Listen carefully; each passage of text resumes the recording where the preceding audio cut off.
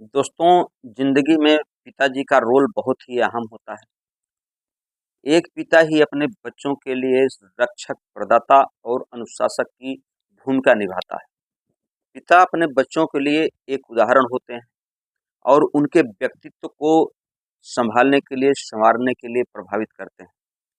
एक पिता ही अपने बच्चों को पढ़ाते हैं, लिखाते हैं और उन्हें एक कामयाब इंसान बनाते हैं। एक पिता दिन-रात मेहनत मज़दूरी करके अपने बच्चों की हर ख्वाहिश को पूरा करते हैं। एक पिता अपने बच्चों को धरती के समान धीरज और आसमान की ऊंचाइयों में ऊपर उठने की सीख देते हैं। दोस्तों, पिता अपने बच्चों के आत्मविश्वास बढ़ाने में मदद करते हैं। पिता अपने बच्चों के हक के लिए हमेशा कटिबद्ध रहते हैं। पिता अपने बच्चों को ज्ञान, ध्यान, विज्ञान और आत्म अभिमान का स्रोत होते हैं। पिता किसी भी कीमत पर आर्थिक तंगी झेल लेता है, लेकिन अपने बच्चों को कभी भी इसका एहसास नहीं होने देता। लेकिन जिस बच्चों के लिए एक बाप अपना सर्वस्व न्यौछावर कर देता है, वही बच्चा आगे चलकर अपने पिता का काल बन जाता है। दोस्तों, आज की जो घटना मैं आपको सुनाने जा रहा हूँ, जो कहानी आपको सुनाने जा रहा हूँ, ये घटना है एक बेटा की जो अपने पिता की निर्मम हत्या कर देता है।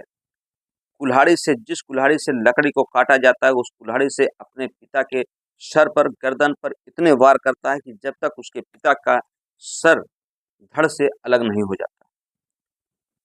उसकी एक अंधविश्वास की सोच होती है कि उसका जो पिता है, वह उसकी पत्नी के ऊपर कोई जादू टोना करता है, टोटका करता है, जिस करके उसकी पत्नी आए दिन उससे झगड़ा करती है, लड़ाई करती है और अपने मायके चली जाती है। दोस्तों, नमस्कार, प्रणाम। आज की जो सच्ची घटना मैं आपको सुनाने जा रहा हूँ, ये घटना है सोनभद्र का एक गांव पड़ता है कोटा। दोस्तों, कोटा का एक परिवार है, सुरेश्वर खरवार का। एक ही लड़का है, पत्नी है और सुरेश्वर खरवार है। धीरे धीरे लड़का जो है शादी के योग्य हो जाता है, लड़के की शादी हो जाती है। लेकिन लड़की की जो पत्नी होती है, यानी सुरेश्वर खरवार की जो बहू होती है, उसमें और इनके लड़के में कभी भी तालमेल सही ढंग से नहीं बैठ पाता। यानी कि जो नवदंपति का जीवन है, वो सुखमय नहीं बीतता। आए दिन दोनों पति पत्नी में झगड़ा होती है और पत्नी झगड़ा करके अपने मायके चली जाती है। जो खरवार साहब का लड़का है, वह लड़का काफ़ी सनकी किस्म का है। उसको कोई बताता है कि तुम्हारे जो पिता हैं, वो तुम्हारी पत्नी के ऊपर जादू कर दिए हैं, टोना कर दिए हैं, जिस करके तुम्हारी पत्नी से तुम्हारा तालमेल नहीं बैठ पाता है और वह आए दिन तुमसे मारपीट करती है, झगड़ा करती है और अपने मायके चली जाती है। इस अंधविश्वास के चक्कर में वह लड़का अपने आपा खो देता है और आपा खोने के बाद एक दिन नदी के किनारे, जो वहाँ पर उनका खेत होता है, जाता है अपने पिताजी के साथ, साथ में कुल्हाड़ी लेकर के जाता है। जब पिताजी पूछते हैं कि आखिर इस कुल्हाड़ी का क्या काम है, तो बताता है कि वहाँ पर चल के नदी के किनारे जो वृक्ष हैं, उनसे लकड़ी के काट करके ले आएंगे, जिससे घर में खाना पकेगा।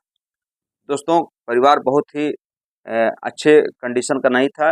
इस करके पिताजी को भी विश्वास हो जाता है, चलो वहाँ से लकड़ी काट के लाएंगे तो घर में अलाव यानी कि खाना बनाने का जुगाड़ हो जाएगा। दोस्तों, जैसे ही यह लड़का अपने पिताजी को लेकर के नदी किनारे जाता है, ताबड़तोड़ अपने पिता पर प्रहार कर देता है और इतना प्रहार करता है कुल्हाड़ी से, जब तक उसके पिता की मृत्यु नहीं हो जाती, यहाँ तक कि सर जो कि धड़ से अलग हो जाता है। जैसे ही यह सूचना क्षेत्र में फैलती है, लोगों को जानकारी होती है, तो आग की तरह फैल जाती है।